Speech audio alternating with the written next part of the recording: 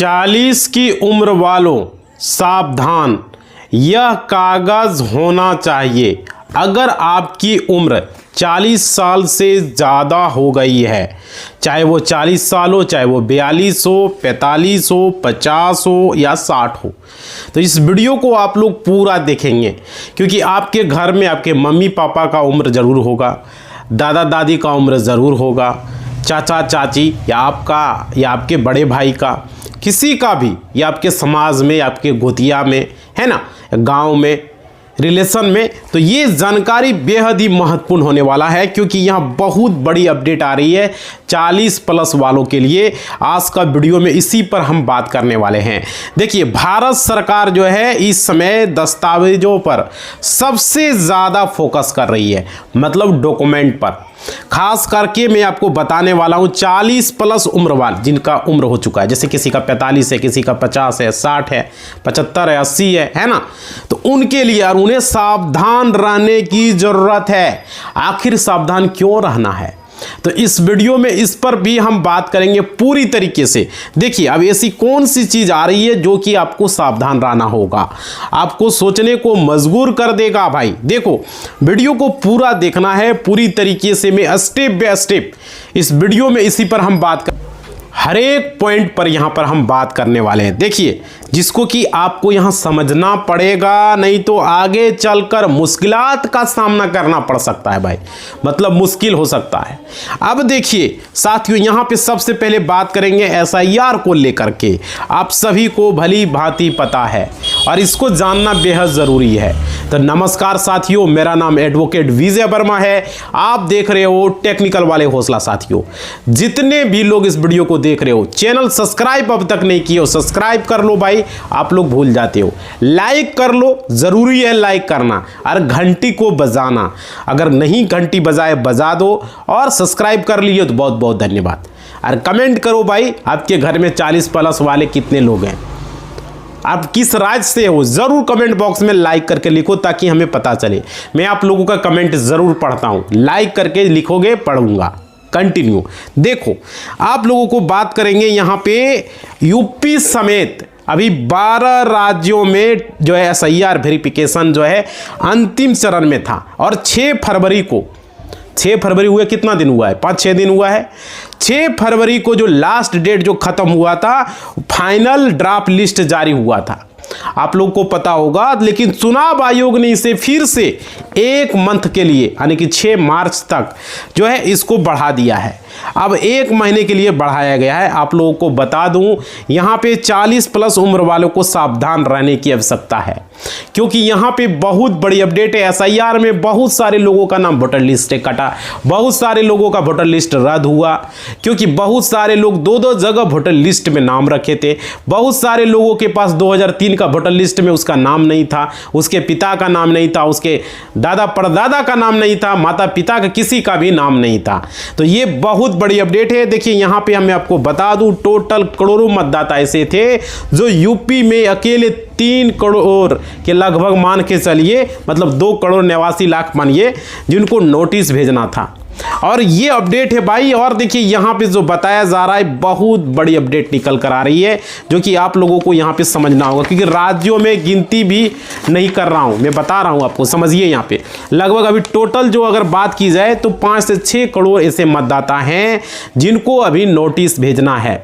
यहां पे चुनाव आयोग को यहां पर कंटिन्यू ये काम करना है, क्योंकि नोटिस पहले चरण में ही भेजा गया। और देखिए, यहां पे सुनवाई भी उस पर हो रही है। अब आप लोगों को यहां पे परेशान है जो 40 प्लस वाले हैं। अब देखिए, नोटिस के दौरान आपको ईआरओ के सामने पेश होना है, बीएलओ आपके पास जाएंगे, है ना। ये भी हो सकता है आपसे दस्तावेज बीएलओ मांग सकते हैं, इस बात को आप लोग समझ लीजिए, नहीं तो वोटर लिस्ट से नाम आपका कट सकता है। समझ पा रहे हो, ये बेहद जरूरी है। और देखिए, मांग कुछ ऐसे करेंगे जो किसी भी तरह को प्रूव हो, जैसे कि आप भारत में 1987 से पहले रह रहे हो, है ना, तो उससे मैं सबसे अगर बात करें, मेरे पास कोई अगर दस्तावेज है तो भाई कैसे प्रूव करेंगे। अगर हम 1987 से पहले यहाँ रह रहे हैं तो हमें एसआईआर का फॉर्म भरते समय यहाँ पे ध्यान देना है। बहुत सारे लोग ध्यान नहीं देते, जैसे तैसे फॉर्म को भर देते हैं। वहाँ पे आपको ध्यान देना है। देखो भाई, यहाँ पे सुनवाई के लिए बुलाया जाएगा और समय जो है बर्बाद जो आपको नहीं करना है, समझिए, क्योंकि यहाँ पे समय अगर बर्बाद होगा तो भाई अपना ही समय बर्बाद होगा। समझ रहे हो? सही तरीके से आपको डॉक्यूमेंट को देना है और हर सवाल का जो है व्यक्ति का मन में ये होगा, भाई क्वेश्चन होगा कि ये क्या होगा, वो क्या होगा, कितना सरकार करवा रही है, क्या ये लफड़ा में फंसा रही है। देखो समझिए, यहाँ पे आपको बताऊंगा ईआरओ के सामने आपको क्या करना है। समझिए, यहाँ पे ईआरओ यानी कि इलेक्टोरल रोल रजिस्ट्रेशन ऑफिसर, ये बड़े होते हैं बीएलओ से। और देखिए ये जो उन दस्तावेजों में आपको देखे होंगे, जैसे सुप्रीम कोर्ट ने 12 दस्तावेज को जो है यहाँ पे बताया था, और हमने पहले भी आप लोगों को इसको लेकर के बताया है कि 12 दस्तावेजों में से कोई एक दस्तावेज आपके पास होनी चाहिए। समझ रहे हो? अगर मान लीजिए लेकिन एक कागज आपके पास है, मान लीजिए 12 में से, तो कोई दिक्कत आपको नहीं आने वाली है, कोई परेशानी आपको नहीं आने वाली है। समझ रहे हो? अब देखिए यहाँ, लेकिन आप ये प्रूव कर सकते हो कि हम हमारे पूर्वज 1987 से पहले भारत में रह रहे हैं, ये प्रूव करना बेहद ज़रूरी है। अब देखिए यहाँ पे क्या है, मेन सवाल है कि दस्तावेज कौन कौन से हैं। दस्तावेज को लेकर के यहाँ चर्चा है। आपके माता पिता का जो मृत्यु प्रमाण पत्र हो, या फिर आपके माता पिता का कोई बैंक का पासबुक हो, या आपके माता पिता का कोई आपकी ऐसी चीज़ हो जो कि घर मकान की रजिस्ट्री, केवाला, बेनामा या तो खतियान, ऐसा कोई चीज़ है जो 1987 से पहले का हो, उससे भी साबित होता है, ऐसा नहीं कि नहीं साबित होता है। ठीक है ना? तो यहाँ पे है भाई रजिस्ट्री वगैरह लेकर के जो फोटोकॉपी वह भी मान्य की जा रही है। उनका कहना है सरकार ने अगर कोई अलॉटमेंट लेकर के मिला है तो भाई आपको पीएम आवास योजना मिलता है ना? तो ये पता होगा सरकार पट्टे पे ज़मीन देती है वैसे लोगों को जिसके पास ज़मीन नहीं है, जो रह रहे हैं सरकारी ज़मीन में, जो घर बना रहे हैं भाई, समझ रहे हो, तब जो है मिलता है। तो हम आपको बता दें, यहाँ पे आपको समझना होगा, यहाँ आपका नाम अगर कटता है तो आपको परेशान बिल्कुल नहीं होना है। इस बात को आप लोग समझ लें, बहुत सारे लोग परेशान हो जाते हैं। देखिए आपको यहाँ पे मैं बता दूँ, यहाँ पे फॉर्म नंबर 6 भर करके नाम फिर से जुड़वा सकते हो। अभी 1 महीने के लिए टाइम बढ़ा है, समझ रहे हो? और देखिए इसमें आपको परेशान होने की 6 मार्च तक का भी टाइम है। और देखिए सबसे पहले मैं बता दूं, हमारे देश के जो माननीय गृह मंत्री हैं अमित शाह ने यहाँ पहले कहा था, उन्होंने कहा था कि एसआईआर खत्म होने के बाद एनआरसी शुरू किया जाएगा। अब देखिए यहाँ पे एसआईआर का अभी सारे राज्यों में कंप्लीट नहीं हुआ है, अभी चल ही रहा है। धीरे धीरे सारे राज्यों में कंप्लीट होगा, उसके बाद एनआरसी की शुरुआत होगी। और देखिए हालांकि विपक्ष ये लगातार कहता आया है कि एसआईआर के साथ साथ सरकार एनआरसी भी करवा रही है। समझिए, विपक्ष बोल रहे हैं, ओपोजिशन के जो पार्टी के लोग हैं उन्होंने कहा, लेकिन सच्चाई ये नहीं है। यहाँ पे समझिए एनआरसी अभी प्रस्तावित है, इस बात को समझें। और देखिए आने वाले समय में कुछ महीने में भारत में या कुछ सालों में जो है एनआरसी हो सकता है। ठीक है? और देखिए एनआरसी का मतलब क्या है कि सरकार आपसे आपकी नागरिकता का सबूत मांगेगी। एनआरसी का मतलब ये होता है, एसआईआर में सबूत नहीं मांग रहे हैं, एसआईआर में वोटर लिस्ट में नाम शुद्धिकरण किया जा रहा है, समझ रहे हो? इसलिए एसआईआर में जो भारत के नागरिक हैं उसी का नाम वोटर लिस्ट में रहे। जो दूसरे लोग बांग्लादेश से, अफगानिस्तान से, पाकिस्तान से, नेपाल से, ये सब देशों से हमारे देश में घुसपैठिए लोग आ गए हैं, उनका नाम वोटर लिस्ट में नहीं रहे, वो वोट नहीं दे सके, वो सरकार हमारे देश में चुन नहीं सके, इसलिए यहाँ पे ये हो रही है। अब देखिए यहाँ पे नागरिकता का सबूत इसलिए उससे मांगा जा रहा है। अरे पिछले कई सालों से यहाँ पर पूरे भारतवासी से मांगा जाएगा। समझ पा रहे हो यार? ये ज़रूरी है, हमारे देश के हित में है, हमारे देश के जो हित में होता है वो होना चाहिए। समझ पा रहे हो? इसमें परेशान होने की कोई आवश्यकता नहीं है। जितने भी हिंदू भाई लोग हैं, मुस्लिम भाई लोग, किसी को भी परेशान नहीं होना है भाई। अब देखिए यहाँ पे बता रहा हूँ, कोई ऐसा नहीं बचेगा जो किसी से मांगा नहीं जाएगा। हिंदुओं से नहीं मांगा जाएगा, ऐसा कुछ नहीं है। हिंदुओं से भी मांगा जाएगा, मुस्लिमों से भी मांगा जाएगा, किसी भी धर्म के लोग हैं सारे लोगों से डॉक्यूमेंट मांगा जाएगा। और ये बेहद ज़रूरी है, इस बात को समझें आप लोग। समझ रहे? हर धर्म, हर संप्रदाय के हर व्यक्ति से उनसे सबूत मांगा जा सकता है जिसकी उम्र 40 प्लस है, जो 1987 से पहले जिसका जन्म हुआ है हमारे देश में, है ना? तो उनसे मांगा जाएगा। और आप देखिए इसलिए कि ज़्यादा सावधान रहने की आवश्यकता है। समझ पा रहे हो, ये बेहद जरूरी है। और देखिए कि सरकार के मन में जो मेन सवाल है कि 1987 के आसपास जन्मे लोगों को लेकर के, समझ रहे हो, और ये जरूरी है भाई, जो पहले जन्म लिए हैं वो तो साबित करना जरूरी है, क्योंकि कितने घुसपैठिए पता कैसे चलेगा, ये तो जानना जरूरी है ना। अब देखिए यहाँ पे मैं आप लोगों से बता रहा हूं कुछ दस्तावेज, बहुत सारे लोगों को पता नहीं कि क्या दस्तावेज लगेगा, क्या दस्तावेज हमें देना है जो 40 प्लस के लोग हैं। 40 प्लस सिर्फ 40 ही नहीं हुआ, 50, 60, 75, 80, 90, जितने भी लोग 40 प्लस के हैं सारे लोगों की मैं बात कर रहा हूं, चाहे वो हिंदू हो, मुस्लिम हो, सिख हो, ईसाई हो, और 2800 राज्य 7 केंद्र शासित प्रदेश की बात कर रहा हूं, सिर्फ पार्टिकुलर यूपी, बिहार, झारखंड या बंगाल के लिए नहीं, सारे राज्य, चाहे गुजरात हो, राजस्थान हो, चाहे मध्य प्रदेश हो, चाहे हिमाचल प्रदेश हो, कोई प्रदेश हो, कोई राज्य हो, सारे राज्यों की बात कर रहा हूं, दिल्ली, बम्बई, कलकत्ता, कहीं भी हो भाई।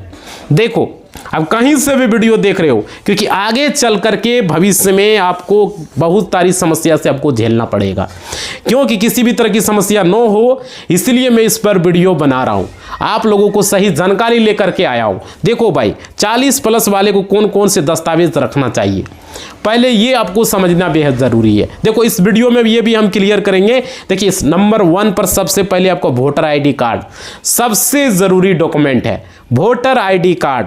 अगर आपका वोटर आईडी कार्ड है तो उसमें आप उसको संभाल के रखिए, अपना वोटर आईडी कार्ड में नाम को बचाइए, SIR में जब मांगा जा रहा है डॉक्यूमेंट दीजिए, और क्या क्या दे सकते हो, आपके पास विकल्प क्या है। बहुत सारे ऐसे लोग कहते हैं हम पढ़े लिखे नहीं हैं, तो हम मैट्रिक का मार्कशीट कहाँ से देंगे, मैट्रिक का कहाँ से डॉक्यूमेंट देंगे, भाई उसके लिए भी रास्ता है, वो भी हम वीडियो में बताएंगे। हमारे पास पैसा नहीं है, पासपोर्ट कैसे बनाएंगे, चलो भाई हमारे पिताजी मर चुके हैं, हम जन्म प्रमाण पत्र कैसे बनाएंगे, बहुत तरह की बातें होती है। चलिए सबका हम तरीका बताएंगे इस वीडियो में, सबका तोड़ है। सरकार ने ऐसा नहीं किया, सरकार ने हर चीज़ को सोच करके बताया है, हर चीज़ को सोच करके व्यवस्था किया है। ऐसा नहीं है कि सरकार आप लोगों का दुश्मन है, समझ रहे हो, सरकार आप लोगों के सुविधा के लिए ये काम कर रहा है, क्योंकि हमारे देश का सुरक्षा का सवाल है। दूसरे बांग्लादेशी, पाकिस्तानी, अफगानिस्तानी हमारे देश में आकर के कुछ भी कर सकते हैं, ये बेहद ज़रूरी है। नागरिकता ले लेने के बाद प्रॉब्लम हो सकती है। आप देखिए यहाँ पे समझिए, यहाँ पे सबसे पहले आप लोगों को बताना चाहेंगे, आपको वोटर आईडी कार्ड संभाल के रखना है, वोटर आईडी कार्ड में नाम को बचा के रखना है, और ज़रूरत पड़े तो देखिए आपके पास अगर मान लीजिए पुराना पासपोर्ट हो या नया पासपोर्ट हो, समझ रहे हो, आपके पास अगर है, या जन्म प्रमाण पत्र अगर आपके पास है, कोई बात नहीं, पूरी तरीके से वो सेफ है। इस बात को आप लोग समझ लें भाई। देखो मैं बता रहा हूं, या निवास प्रमाण पत्र अगर आपके पास है तो वो भी है, वो भी बन जाता है, बनवा लो, समझ पा रहे हो। जरूरी है निवास, कुछ प्रूफ नहीं है, निवास प्रमाण पत्र आप देखिए। और निवास प्रमाण पत्र देखिए कई सारी चीज़ें लोग हैं, निवास प्रमाण पत्र को ध्यान से देखो, निवास प्रमाण पत्र अगर लिखा हुआ है तो वो वैलिड है, ठीक है, कोई दिक्कत नहीं है, सरकार ने उसे भी मान्य दिया है। अगर आपको वोटर कार्ड में नाम रखना है, चढ़ाना है तो उससे चढ़ जाएगा। अब देखिए वो निवास प्रमाण पत्र हो गया, अस्थायी निवास प्रमाण पत्र होना जरूरी, अब अस्थायी रहेंगे, वेरिफिकेशन होगा, जांच होगा, खाली प्रमाण पत्र देने से नहीं होगा। अब यहाँ के वासी रहेंगे, वो वेरिफिकेशन करेगा, BLO ERO हो जाएगा, ठीक है, हो जाएगा, कोई दिक्कत नहीं है, समझ रहे। अगर 2 चीज़ें नहीं तो फिर आपका निवास प्रमाण पत्र है तो ये आपको देना होगा। और देखिए इसके अलावा आप अगर SC ST OBC कैटेगरी में आते हो तो आपके लिए वहाँ पर क्या है कि जाति प्रमाण पत्र दे दीजिए, वो भी चलेगा। इसके अलावा ज़मीन की, मकान की रजिस्ट्री है तो वो भी दे सकते हो भाई, रजिस्ट्री पेपर केवाला है, खतियान है, तो वो भी अगर 1987 से पहले का वैलिड है, कोई दिक्कत नहीं है, आप यहाँ के नागरिक हो, कोई प्रॉब्लम नहीं होने वाली है। पावर ऑफ अटॉर्नी के थ्रू चाहे किसी को भी दे सके तो वो भी वैलिड होगा। और क्या, पुराना राशन कार्ड अगर आपके पास है, माता पिता का कोई दस्तावेज आपके पास है ना, तो उससे भी आपका ये हो जाएगा, कोई परेशानी नहीं है। बहुत सारे कागज बताए हैं, BLO आपको वेरिफिकेशन कर देंगे, आपका काम वहाँ पे हो जाएगा, क्योंकि आगे चलकर आपको कोई परेशानी ना हो, सरकार ये इस बात को सोच रही है, और ये सरकार आपके सुविधा के लिए ये काम कर रही है, समझ पा रहे हो। और देखिए जन्म प्रमाण पत्र अगर आपके पास नहीं है तो उसका प्रोसेस भी आप लोगों को मैंने कई बार वीडियो में बताया है। जन्म प्रमाण पत्र बना लीजिए, सबसे अच्छा है। और बनने का तरीका, अगर यहाँ के आप वासी हैं तो आपको क्या दिक्कत है, भारत के वासी हैं तो एक बार आपको कोर्ट जाना है, और क्या, एक बार अंचल कार्यालय जाना है, एक बार लेने के लिए जाना है, 2-3 बार जाना है, बन जाएगा। थोड़ा सा कष्ट तो करना पड़ेगा। देखो मैं बता दूं कैसे आपको, यहाँ पे आपको पूरा डिटेल से हमने इसका लिए वीडियो भी बनाया है, आप लोगों को बताया भी है जन्म प्रमाण पत्र बनाने का। देखिए आपको करना, किसी भी वकील को आपको रख लेना है, आपको एक लेटर पेड पे मुखिया से लिखवा लेना है, सरपंच वगैरह से, और वही लेटर पेड पे फोटो वगैरह जिसका जन्म प्रमाण पत्र बनाना है लेके चल जाना है। उसका जो भी डॉक्यूमेंट वगैरह है, अगर पढ़ा लिखा है तो मैट्रिक का मार्कशीट वगैरह है तो ले जाना है, 5वां का टीसी है तो वो ले जाना है, 8वां का टीसी है तो वो ले जाना है। जो भी है मुखिया का लेटर पेड लिख दिया वो तो वैलिड होगा ही, उसको लेकर के आपको वहाँ पे वकील के पास आपको चले जाना है। ठीक है, अब डॉक्यूमेंट वगैरह जो भी है, उसके माता पिता का आधार कार्ड वगैरह है तो माता पिता है तो ठीक है, माता पिता को साथ में लेके जाना है, एफिडेविट बनवा देना है। कोई भी माता पिता में से उसका गार्जियन बन जाएगा, कोई दिक्कत नहीं होने वाली है। समझ पा रहे हो, ये बेहद ज़रूरी होता है जो कि वीडियो में आपको हम बता रहे हैं, ये समझ लीजिए। वहाँ पे जाइए और उसके बाद आपको वहाँ पे 2 गवाहों के बताया जाता है, तो गवाह उस समय वहाँ नहीं लगेगा, वहाँ एडवोकेट साइन करेगा, आपके जो स्टाम्प होगा उस पर साइन करेगा। उसके बाद क्या होगा, वो अगर मान लीजिए आप 10 साल 20 साल 15 साल जो भी इतना उम्र आपका है, आपको एसडीएम कोर्ट में, एसडीओ कोर्ट में वो जमा करेगा एफिडेविट। आधार कार्ड माता पिता का लगा रहेगा, माता पिता में से कोई भी जाएगा गार्जियन, और आप भी जाएंगे, जिसका बनेगा उसको भी जाना है। दोनों का फोटो लगेगा एफिडेविट पर और वहाँ पे उसको एसडीओ वहाँ पे साइन कर देगा।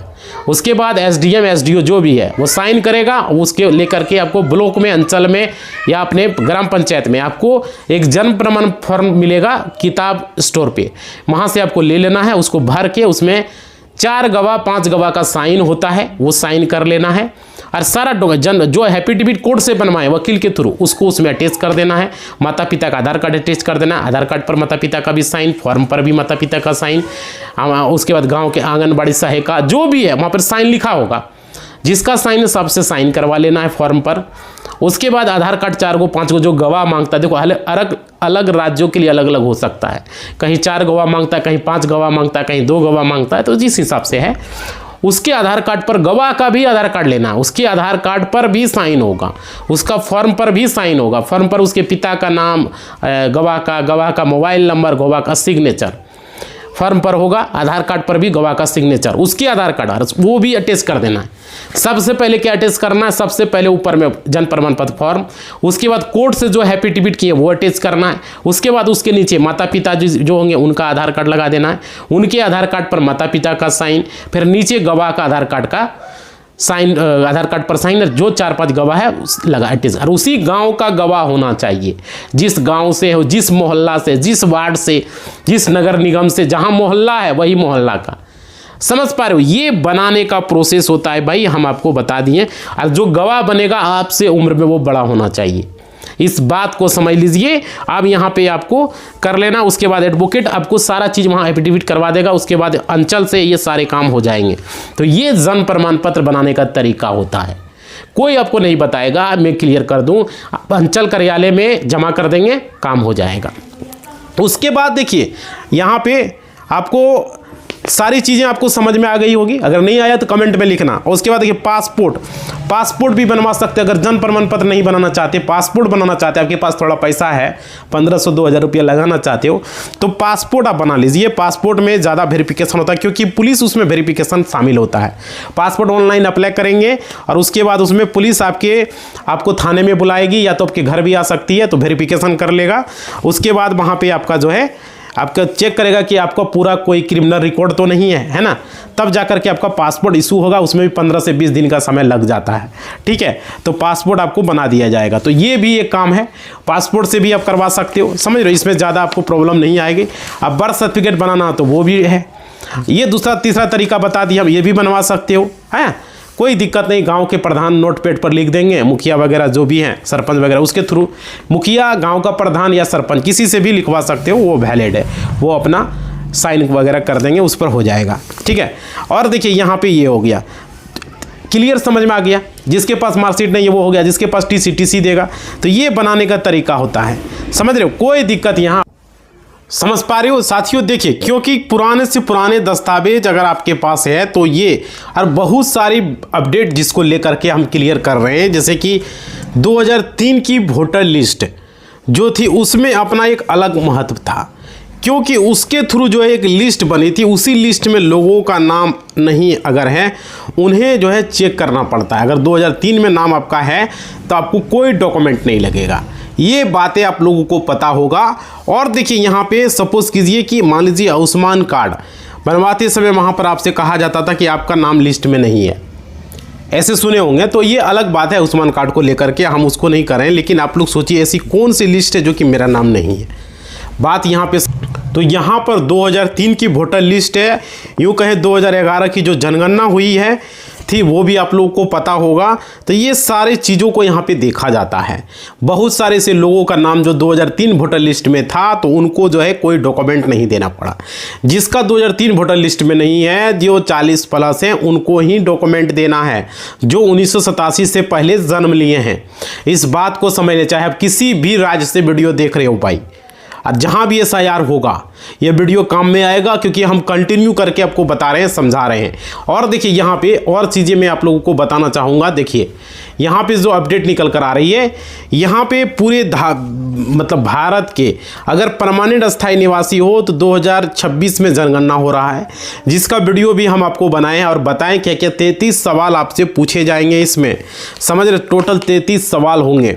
आपके घर में जाके जनगणना होगा और उसमें आपको जवाब देना होगा, आपके मकान के बारे में, आपके घर परिवार के सदस्यों के बारे में, आपके इनकम के बारे में, आपका जो भी सोर्स है वो आपको यहाँ पे बताने होंगे। समझ रहे हो, जो कि सवाल यहाँ आपसे प्रॉपर किया जाएगा।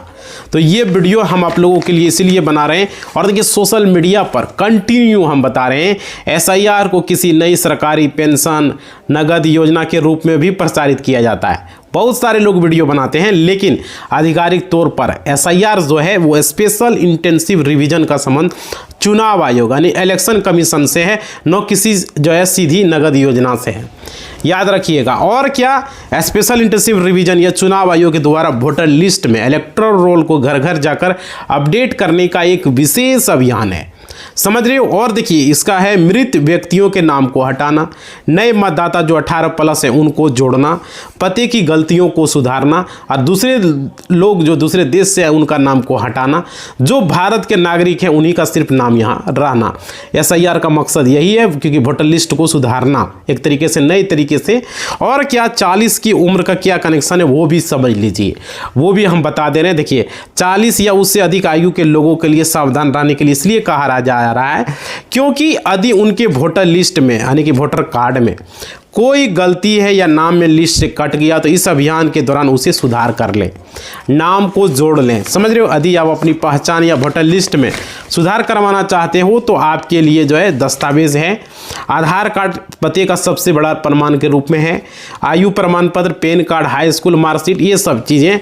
उम्र को सही करवाना चाहते हो तो चल जाएगा पैन कार्ड में, हाई स्कूल का मार्कशीट है वो भी चल जाएगा।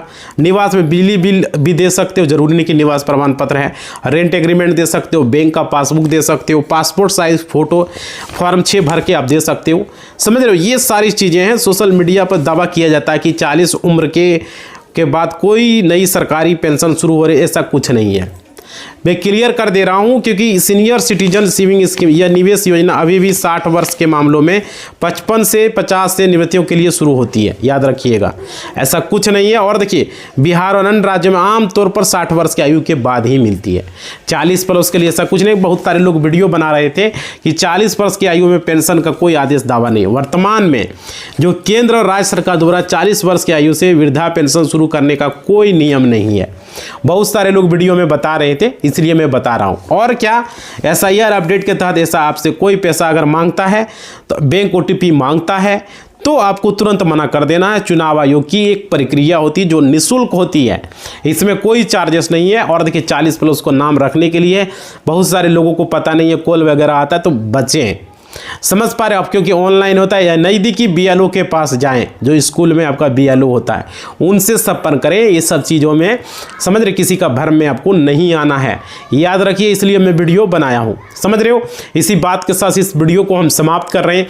जितने भी लोग इस वीडियो को देख रहे हो ज़्यादा से ज़्यादा शेयर करें यूट्यूब पर, अगर देख रहे हो तो आपको फेसबुक, इंस्टा वगैरह स्टेटस में या तो ग्रुप में शेयर कर दें ताकि लोगों तक जानकारी हो सके। बहुत सारे लोगों को पता नहीं है 40+ वाले को क्या है, मतलब लोग क्या करें, SIR का भी नाम पर गलत कॉल करके लोग बता देते हैं, OTP बता देते हैं, कोई लिंक पर क्लिक कर दिया, कोई व्हाट्सएप पर लिंक भेजा, ईमेल पर भेजा, मोबाइल पर भेजा, कहीं भी क्लिक नहीं करना, नहीं किसी को कुछ बताना है, ना OTP बताना है, नहीं कोई डॉक्यूमेंट वगैरह नंबर बताना है, नहीं कुछ नहीं बताना है। याद रखिएगा, चुनाव आयोग का कहना है आपके जो भी अधिकारी होंगे आपके घर पर विजिट करेंगे। अगर कॉल भी करते तो बोलिए घर पर आओ, मेरा घर पर आओ, मेरे सामने जो है वेरिफिकेशन होगा, हम आपको दे देते हैं आधार कार्ड वगैरह जो भी है, आपको डॉक्यूमेंट वगैरह में जो चाहिए, समझ पा रहे हो। लेकिन यहाँ कुछ नहीं बताएंगे। याद रखिएगा, इससे बचेंगे। बहुत सारे लोग इसका धोखाधड़ी का शिकार हो रहे हैं, इस बात को समझें। इसी बात के साथ इस वीडियो को हम समाप्त कर रहे हैं। आप लोग लाइक नहीं किए, लाइक कर देंगे, सब्सक्राइब नहीं किए, सब्सक्राइब कर देंगे, और घंटी को नहीं बजाया अब तक भाई तो बजा देंगे, ये बेहद ज़रूरी होता है। और कमेंट करके बता देंगे आप लोगों का SIR कंप्लीट हुआ या कोई दिक्कतें हैं डॉक्यूमेंट वगैरह में, ज़रूर कमेंट बॉक्स में बताना। आपका कमेंट का हमें इंतज़ार रहेगा। धन्यवाद।